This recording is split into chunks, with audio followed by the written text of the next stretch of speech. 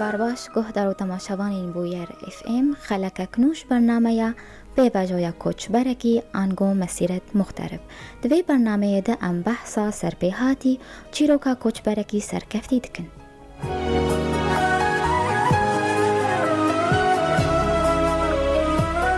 میوانما یا و خلکی کچا باجار عفرینیه روکان عثمان وش بریتانیا مرابه.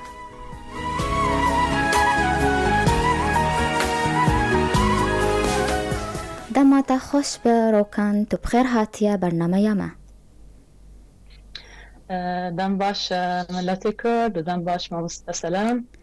ان شاء الله نجيب راحتنا وان شاء الله في اسماء كورونا سرمجي دربوز بخير وسلامات يا رب. سپاس روکان.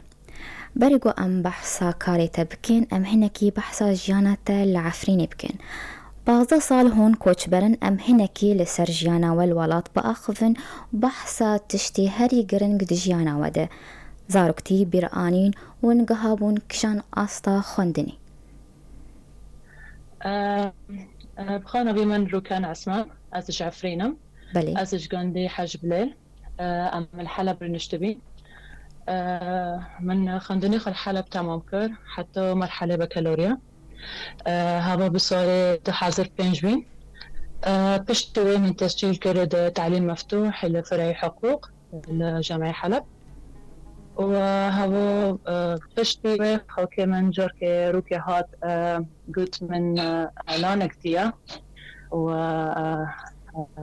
السعودية إعلان داخل السنة إنه تجاري إنه موظفين دغازة بخو صراحة بصاري حاضر بينج هنا عمري من ضمنها صلبي. بله يعني هنا أزهيج مرحلة يعني خاندن يعني هنا عجر خالص كده بكالوريا وأكيد تدبي يعني حياتي من وعمري من خبري من ده حياة برهندك بي بوقتي. تشتك عجارج مروبية بخو كمان هاد قلت إنه تشتك هنا هاي الجريدات رأيت تشيء مثلا وتخير تنهاري مثلا تناقض مينه. از تقتراح دكم انه تبقى ادمين دبي شغريده واز دبينم انه تكيتدو بنرجحه انا بشتوي بله ند بالا تدابوت بري خبد کوچ بریه.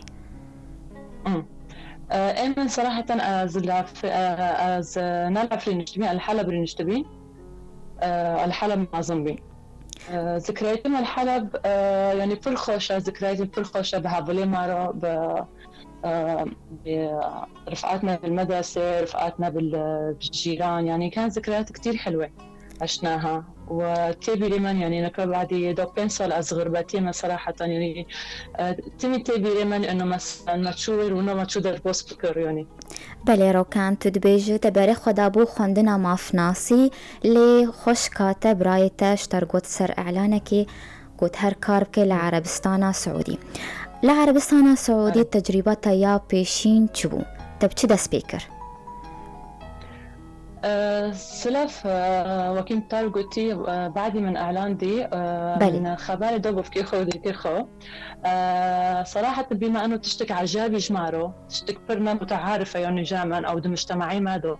فر نسبة يعني ما دقوت انه بلكي انه قبول فر نسبة ارينا يعني ام برنامجي متأكد فيه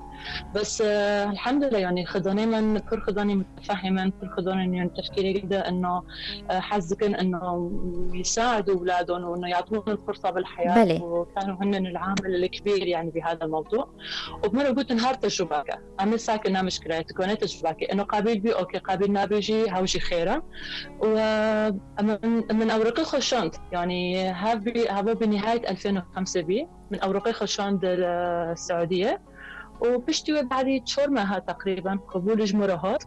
وتلفين مترن وقلتن انه انت مقبوله معنا بشركه الخطوط السعوديه وعم بغازن انه تابعين حفله تاخذوني خوارن الانترفيو الشامل بله وبعدي تقريبا دمها يعني حتى ما اجراءات السفر ما جيت شكر وطبعا وكيت زوني كمهنه وكيل مضيف الطيران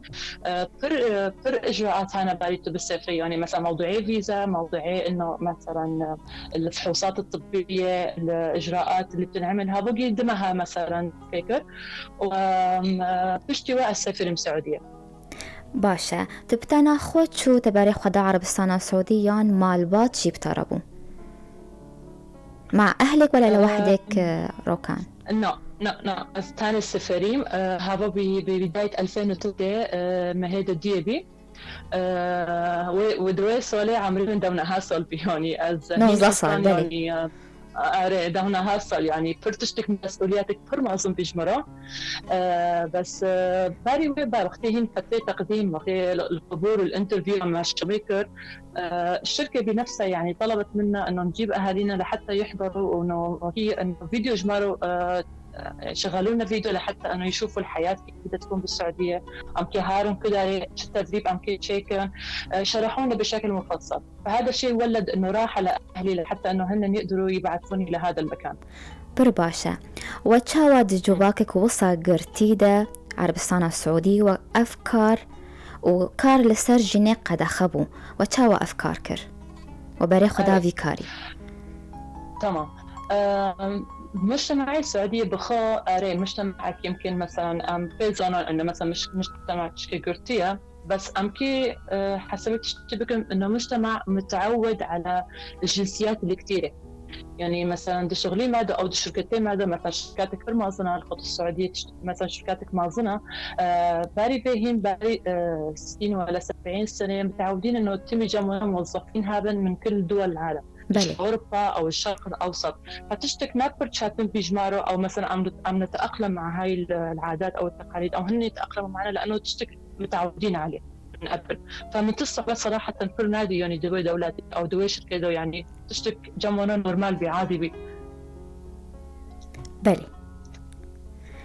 روكان أمي بين ديسا سركاريتا ما بس تيا سركة تشبو قوت أفكار هالبجارت قصة وكي إنه شو غايتك؟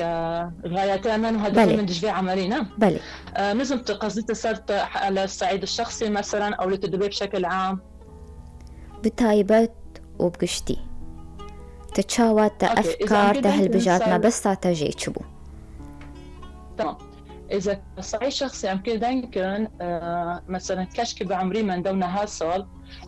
مثلا جروس ناس سفرية بتاني أو مثلا في خدوني خو بتاني يتم مسؤوليتي رواك اللي حياتي خدو تشتك برشان تنبي تجمرو سلف يعني بس من مش خرا نقول مكر وكيد تحدي يعني أز غزم غايتي من جبي شغلي جي أو هدفي من جبي شغلي شكي إنه أز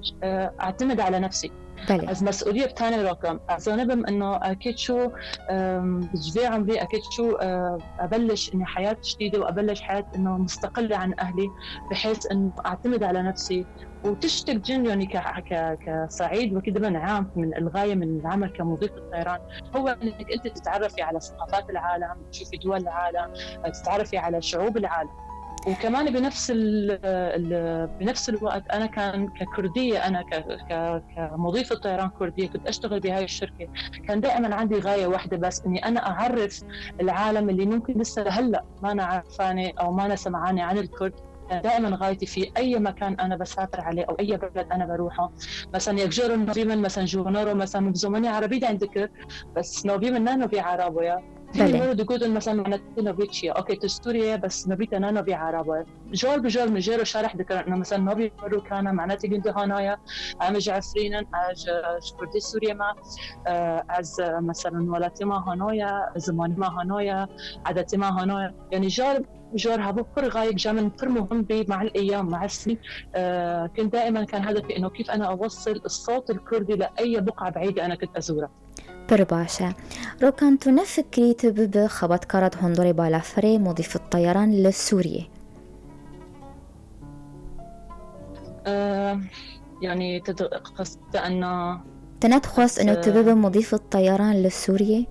تباريخ ونادي عربستان السعودية صراحة لا أزناد خاصتم يعني صراحة إمن فرصة كفرصة أول جمرة هاتني إعلاني خطوط السعودية بي يعني أكيد مثلا لو فرصة من دولة خاوي ولا من ديبو مثلا أكيد يعني هو إجمع شيء ترتبي لأنه أسكي كلاك خدني خابب فبس زاني يعني الظروف ما بتسمح يعني وتشتني هانا أم نكرن يعني مثلا نحصل عليها للأسف إنه جم فرصة تنبي از الورد مثلا وأكيد فرصة ببينا ففرصة اللي كانت عندي إياها إنه هو إعلاني خاكي مش مرضية باشا كارك نوبو لسرتا روكان جبوشو باندنا في كاري چه أستانجي زحمتي هاتن بيشاتا كي آلي كارياتكر؟ طبعا كاري مضيف الطيران بخو كارك يعني شاتنا يعني كارك انه يمكن الشكل الخارجي تاعه انه تخيون انه كارك انه بس يعني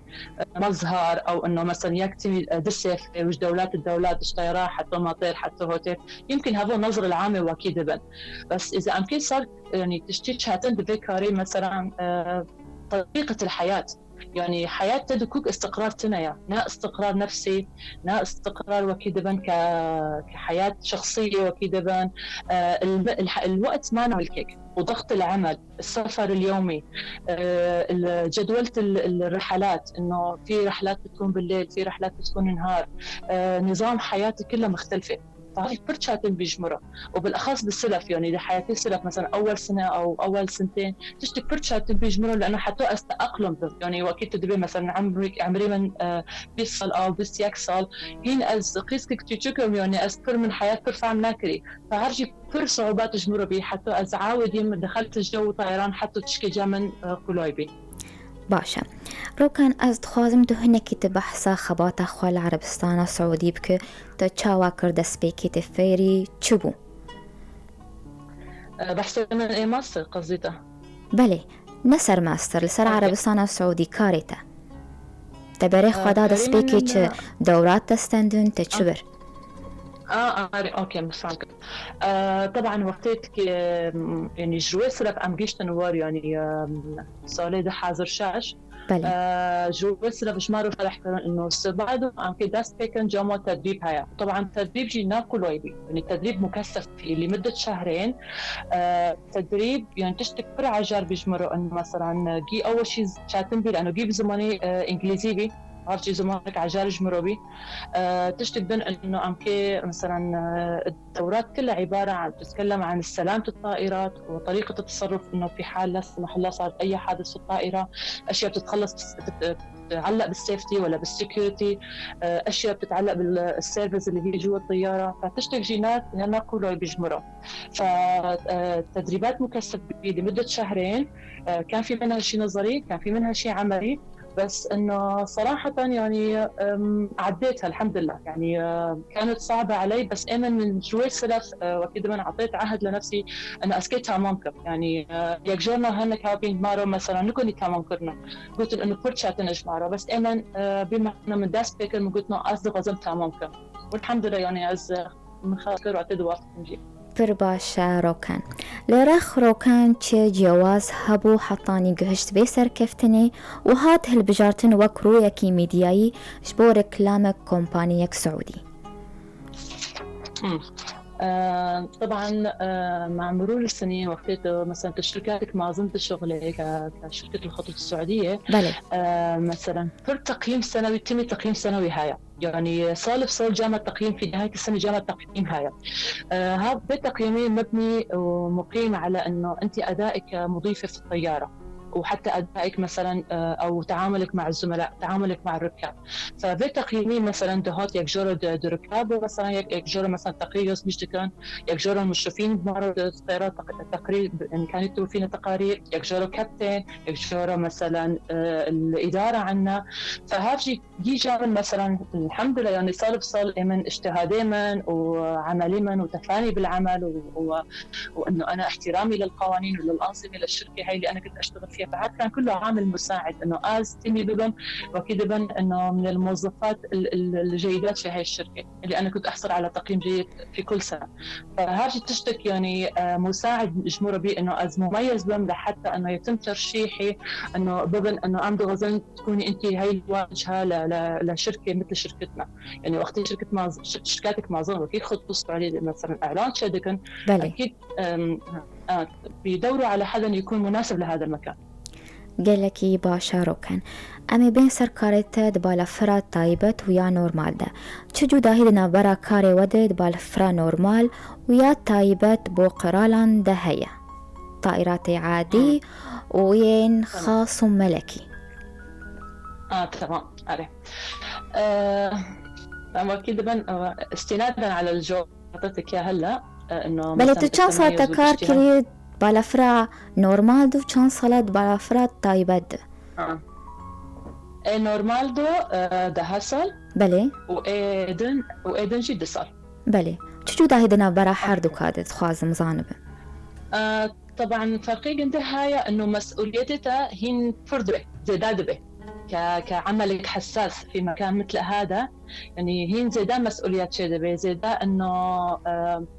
كده في نوع تدريب خاص على نوع مثلا صار نوعية طائرة اللي صار نوعية مثلا تعامل بشكل مباشر مع طبقة معينة، فهذا تشتك ناقل رايبي يعني تشتك زيادة حط عليه مسؤولية أكثر. بله طبعا التدريبات برهابي لأنه نوعية طيارات تختلف عن الطيران العادي، وإضافة كمان إلى أسلوب التعامل، يعني هذا تشتك يعني أما ما استاجن التدريب معناته زاني يعني مثلا وقت تشتغلي بهذا المكان وكده بنشوش بنيتها يعني محسوبة زاني شو بله فإنه فكان تم ترشيحي يعني بهذا القسم كان كمان بناء لأنه از موظفة مجتهد بهم وملفي من جي يعني لمدة تقريبا 5 سنين قبل ما انتقل لهذاك القسم من تمي وكيل طارق التقييم من تمي جيد بي فالأول ما يعني تم ترشيحي قالكي باشا روكان أمينا بركة كورت بستين وفقرن برسيخوة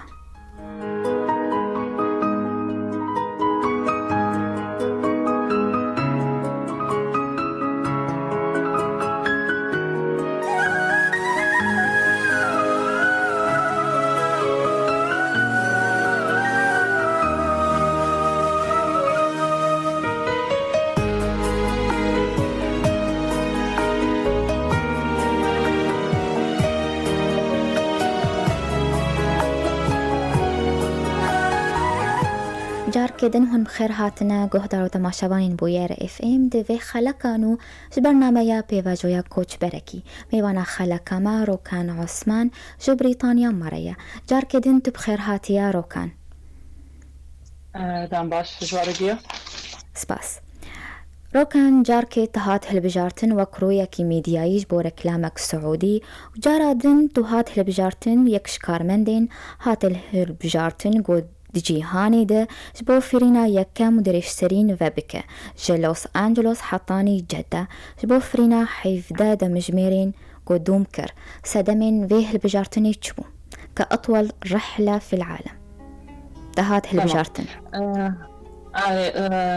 صراحة هاو تشتك تجربة عجال بجمرة وأكيد بنت تشتك إنه ديسو يعني كثير مميز بمسيرتي في مجال الطيران. أكيد يعني كرحلة طويلة تستغرق 17 ساعة من دون توقف، أكيد من أطول رحلة بي هاو تشتك ما كله يعني مثلا بدها تحضيرات كتير، وبما إنه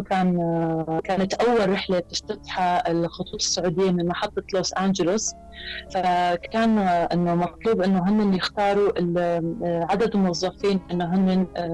ملتزمين بالعمل يعني بشكل جيد. فهذا سببك انه تم اختياري وكم تارجتي انه كملفي او اجتهادي في السنين الطويله والخبره الكبيره اللي بتكون انت حاصله عليها في سنين العمل كلها، اوجه عامل مساعد بانه انه يتم اختياري لهذا المكان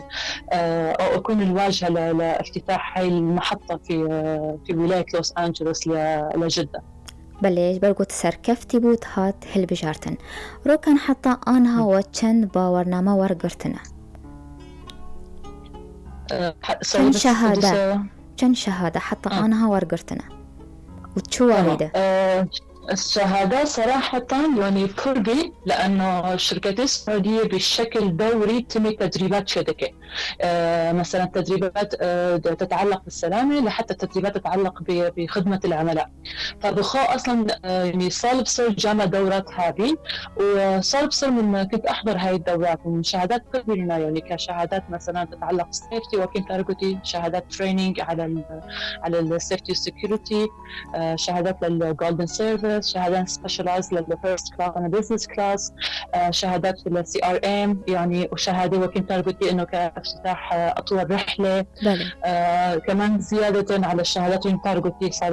نوعيه ملكي وان سابقين باشا هجمارك جبورنا ما ينتظر كتير گەلێکی باشە ڕووکەن گەلۆ تو یەکەمین کە چاڕۆژ ئەوای کوردستانیە یاگۆ وی کاری کردیە و ئەف ئەرکێ هەب دەست خستیە. أنا متأكدة إذا أنا كنت الأولى أو كانت معي الأولى يعني بلكي بالي من كاس نهابن وأتمنى أنه بالي من كاس نهابن يعني ده شغلي أو ذكري كري بالي من بس تشتكى والدم إنه إما هدفي ما إنه مثلا كيبارية أو كينا بارية إما ملكين حتى هدفي ما تجي لقائي أو حتى الصفحات اللي كتبت عني من خلال هاي الفترة اللي راحت إنه أنا حاسة كان بس نسلط الضوء على موضوع الطيران بمنطقة رجابة. أنا بس نظرنا وهدفنا دبيتش تجيه أو حتى جبير لقائي إنه نسلط الضوء إذا كجني ما كرمانشانا كجني كرمانشيد رجابة حاسة كنت بما جريبا أو حتى زداد رجابة من أوروبانا أي حدا عنده رغبة إنه أو أي حدا هو أوريدي نبلش بهذا الطريق إنه بس نسلط الضوء وآمن شكرا شو معلومات جا من هنا أز مشاركاتكم بجيرو حتى أز بس بلهم إنه بمجالي يمكن أن شوي نفتقر لهذا المجال في المجتمع الكردي أسحزكم بس إنه نسلط الضوء على هذا الموضوع. شعوري از قرب كيفهم انه مثلا كشكي كرمانجي جوجابا في شركتي الشغلي وشعوري مش وكيل بعرف قلت انه وقتي ازتشي من دولتي علامجي بس لانه مجرد ما دكوت اذكر مانجم جعفرينا وزماني ما هونويا وعدتي ما هونويا وام هونونا وكينا ام هذا بحد ذاتي خجاما يعني تشتك فرخوش بيشمرو يعني كان يعطيني الشعور ودافع اني انا اشتغل بهذا المكان. گەلێکی باشە ڕووکەن تشتێ سەرەکەنە گۆ پێویستە دجوانێکی دەهەبە یان دەخەبات کارێکی دە هەندڕێ بالافرێدە گۆ بسەر بکەوە گۆڤی کاریژی بکە ئۆکەم بێژن چ تشتێ سەرەکەن چه شروطێ ئەساسینن گۆ کاربە ببە مضيف الطيران. الشروط الأساسية كشروط أنكبهم بشكل عام كل شركات الطيران يعني في شروط أساسية وكي مثلا خندن يعني أقل شهادة إكي بكالوريا مثلا يعني ما أقل من بكالوريا زائد أنه كي جنب الزماني إنجليزي شهادة هذا بس كشروط أساسية زائد للصحة الجسدية والبدنية لأنه الشغل بيطلب هذا الشيء يعني فهذا كشرط أساسي طبعا بالزيادة بالإضافة حر شركاتك شروط تاخذها هنا يعني شركاتك هاي مثلا زمان كل دغازن يعني مثلا زماني إنجليزي دغازن فرنسي دغازن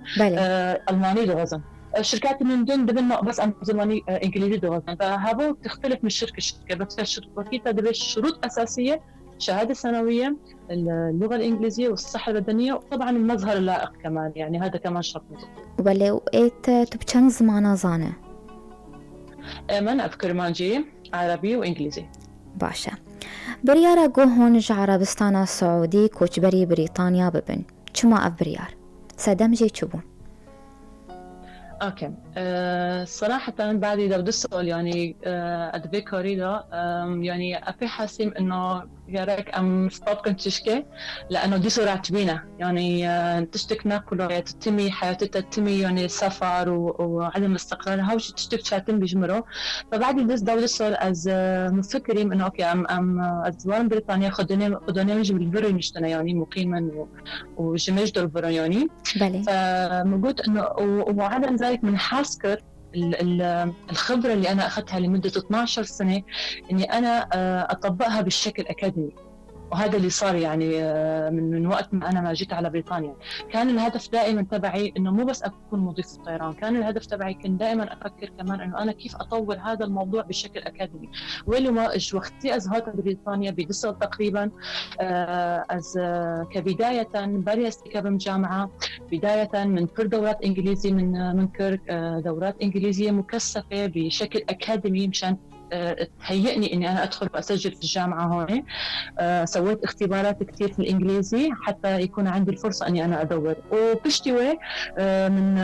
صرت أساوي وبحث عن قدر الجامعة هاي البريطانية مثلا بدي تخصصي مثلا تخصص إدارة النقل الجوي أو تخصص إدارة الطيران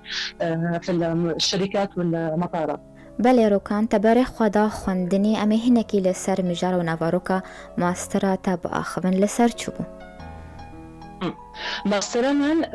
صار الشركات السعودية بيبقوا بيوني لأنه ممكن تارجتي يعني حياتي من داو بدسل وردر بوسكر فمن حاسكر إنه ويخبري من بريء إنه بشكل أكاديمي تطبيقهم صار إرهاق والتعب اللي بيتعرضوا له الملاحين الجويين في الخطوط السعودية. فكان هذا هو العنوان تبع رسالة الماجستير تبعيتي كلياتها، بتعلق بالفتيق اللي بتعلق في الخطوط في الملاحين تبع الخطوط السعودية، شو المشاكل اللي هن بيواجهوها بسبب اختلاف جدولة الرحلات وبسبب اختلاف نظام الحياة من بلد لبلد. وفي تشتيجي يعني صراحة أنا بحب بس أشكر كل رفقاتي كل زملائي اللي كانوا معي بالعمل وبالشركة إنه هن كانوا كتير مساعدين لي إنه أنا حتى أتمم هذا المشروع تبعي بطريقة الأسئلة اللي كنت أنا أسألهم إياها ولا في طريقة الاستبيان اللي أنا طلبتها منهم، وساعدوني كتير وأنا بحب أوجه لهم يعني شكر كبير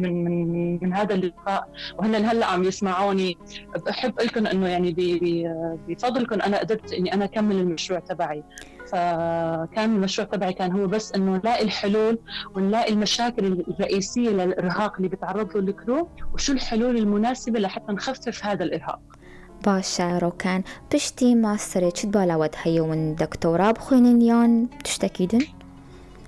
والله أريد بالي مدى صراحة أسحز كم دكتوراه جيبكم أكمل المشروع اللي أنا بلشت فيه. بس أكيد بان أتكي هنا بس تشكي بريك يعني لمدة 6 شهور وتظني لك الظروفي ما تشكي شاتنا لأوروبا وبالذات لبريطانيا بسبب الكورونا. ففي شوية تحفظ وخندن دي صار أونلاين بيا فتشكي شاتنا يعني ودكتوراه يعني تظني لازم يكون في متابعة. فبس عم بستنى هلا إن شاء الله نخلص من هاي الأزمة وفكري PhD فكري دكتوراه دبالي مدى يعني إن شاء الله دبالا ودهي فقرا ولات. أنت يعني وكده حطيتي إيدك على الجرح. هذا مرازمة جية صراحة، هذا مرازمة أنا كقسكي عفرين أو كشكي جعفرين أو كأي حدا هلأ عم يسمعني إنه من أوروبا أو مغترب عن عفرين. مرازمة جي عم بفتن ولا ثقة يعني مرازمة أنه عم بفتن وعم نرجع نحن بالأشياء الإيجابية اللي أخذناها من هاي البلاد بالعلم بالثقافة بالتقدم بالفكر، أنه نحن نتعلم ونحضر حالنا نحن هلأ هون ونروح إن شاء الله في المستقبل رجع نطبقها. بله تتفكري تجربة خاوك هزروش أواي كردستاني ميناك شيرتان آلي كاريان بيش كشيوان بكن؟ أكيد أحس كم تجربة خو إنه از حيك حاسك من سؤالك بوسكة أو تغازي إنه جنب استفسارك هاي صار موضوعي طيران أو صار موضوعي حياتي مضيف الطيران أو شو الإجراءات اللي لازم يعملوها لحتى يوصلوا لهاي المكان. از حاضرة از تغازم يعني إنه ما بعرف إذا هلا عم بيتابعوني الناس من هون يحضروا صفحتي ويتابعوني على صفحتي على انستغرام وأي استفسار عندهم إياه أنا مستعدة إني أنا اللي بقدر عليه رح أجاوبنا عليه وأكون إني أنا يعني مش رح أقولها ملهمة يعني بس أكون إنه أنا مساعد إنه هن يقدروا يعني يحققوا حلمهم في هذا المجال. بله جبو كاتش جنين كوردين بري خدانا كوتش بريه هون تشيرتال واندكن قصة البر الغربات يعني أوروبا هنا. بله تشيرتال واندكن بري خو بدن خندني بري خو بدن چه تمام. أري نصيحة من أستمي وادبا حتى جروي سلف من داس بيكر دغليقة تم أقلي من صار فكري من صار قندم بي أستمي وادبا إنه العلم ثم العلم ثم العلم يعني بالعلم نحن بنقدر نوصل يعني بنقدر نوصل لأبعد مكان. إما نصيحة من كشكي كرمانش كشكي كرد يعني بشكل عام إنه بما إنه دولتي غرباتية ولا دولتي أوروبية وانزلن أوروبا يعني كرمساعد إنه يعطوكم الفرص استفادوا من هاي الفرص. يعني مو حتى أنا هلأ حديثي مو بس موجه للطيران، حديثي موجه لأي فرصة أو أي طموح لأي صبية كردية مغتربة هي بتحس إنه هي بتقدر تنجح في هذا المجال. امشي ورا حلمك. وكمان للسالما جنيه كرمانج ولا جنيه منطقة رجع بالبر الغرباتي إنه وكي أنا مثل ما أنا لقيت دعم من أهلي لقيت دعم من ماما لقيت دعم من بابا لقيت دعم من إخواتي إنه كانوا هن يوصلوني لهذا الطريق. أنا رجائي لكل أم كردية هلا عم تسمعني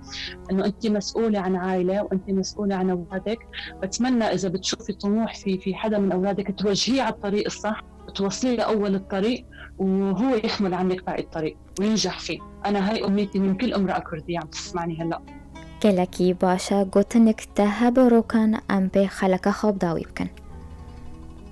اوكي، كنت انا اول شيء سعد خوش جبير لقائي، وشكرا لكل اللي عم يتابعونا. كنت أنا من هاي صراحة زيادة عن كل شيء أنا ضفته وحكيته قبل، بمناسبة بس هاي الأيام الحزينة اللي نحن هلأ عم نمر فيها، ولا هاي الذكرى شوي الحزينة اللي نحن عم نمر فيها. بس حاسة نكون زماني عربي داكم، لأنه برخل كان نكون ناكل منجي دبي سنة، وأصحاب كلهم يعرفوا شو الوجع اللي نحن هلأ عم نمر فيه بهاي الذكرى السنوية الحزينة للأسف للشعب الكردي أو الشعب أهل عفرين ولا منطقة روجافا. عن كل شيء أنا حكيته عن قبل. بدي أقول إنه أنا كل شيء نجاح، إن كان في حدا شايفني إنه أنا نجحت بحياتي، بهدي إهداء خاص لروح كل شهيد وشهيدة ضحوا بحياتهم كرمال هاي القضية. وإذا كان في معنا هلأ أم شهيد أو شهيدة عم بتتابعني، أنا مني لهم تحية جدا كبيرة، بقول لهم أنتم ضحيتوا بأولادكم كرمال تدافعوا عن البقاء وعن الأرض وعن الوجود. ونحن إن شاء الله رح نكمل هاي الرسالة بالعلم بالتقدم بالفكر، وبدنا نوصل إن شاء الله الصوت الكردي لأبعد مكان ولأبعد بقعة موجودة على الأرض. وتحية كتير كبيرة مني لكل أهالينا في الداخل في عفرين في منطقة روجافا، ولكل أحد قاعد في المخيمات. وبتمنى لكم إن شاء الله السلام في ظل الظروف الكورونا اللي نحن عم نمر فيها، ولا في ظل الأيام الصعبة اللي أنتم عم بتمروا فيها. بتمنى لكم السلام، وبتمنى لكم إن شاء الله النصر القريب لكلياتنا. وكمان أنا بسألي تحية كبيرة لكل حدا هلأ عم يتعرض للأسف للتعذيب، ولا عم يتعرض للاضطهاد من قبل المرتزقة ولا من قبل الناس الموجودة ومحتلة عفرين. تحياتي للجميع، تحياتي لشركتي، تحياتي لزملائي في العمل، تحياتي لأصدقائي ولأهلي ولعائلتي، وتحياتي لكل أحد متابعنا هلأ، ولكل حدا عطاني دعم بحياتي كلها من لما بلشت لحصولي على شهادة الماجستير لهي اللحظة. كلكي سپاس بۆ تاڕۆکان گۆرت بوو میوانامە سەرکەفتنێژ بۆتە وش بۆ کارێتت خوازم و ژیانك خۆش بۆتە. فرصات خوش وقالك سپاس. ئەم بە ڤیرانگی هاتن داویا خەلەکە خۆم بهێوین و دەمەک خۆش مەردەر باس کردن. سپاسیا هەر کەسێ گولمە گۆهدار کرد مەتەما شەکر. سپاسیا میوانە خۆتکە مرۆکان عوسمان گۆژ بریتانیا مارە بوو. حتا جارێک دن چارشەمەک دن ببین کێف و خۆشی.